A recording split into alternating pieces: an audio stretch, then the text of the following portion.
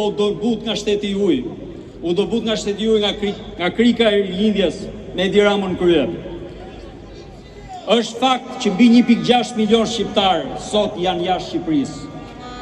Është fakt që 1 ndër 5 shqiptar që sot është Shqipëri po mendon të largohet.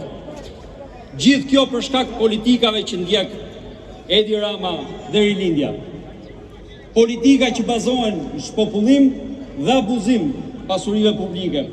Kujdes, to abuzime në lek, sa do kolosale janë, nuk janë thjesht abuzime në numra, por janë abuzime që çojnë shkolla pa nxënës, janë abuzime që çojnë në spitale pa mjekë pa ilaçe, janë abuzime që çojnë pronar pa prona, janë abuzime që çojnë ekonomi pa të ardhmen.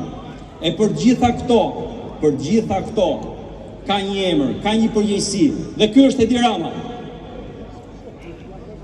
Një orë më parë, neve duhet t'i themi këtij njeriu që kishte pushtet absolut 13 vjet, që sot nuk ka më justifikime, sot nuk ka më fajtor, nuk ka kush i ha më darda pas shpine. Kur ketë gjithë pushtetin, ke dhe gjithë përgjegjësinë.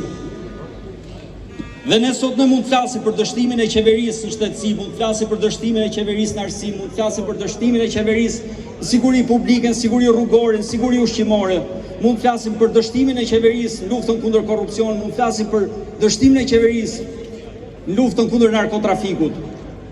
Por nuk ka akuzë më të madhe historike për një qeveri se sa populli kur ikën.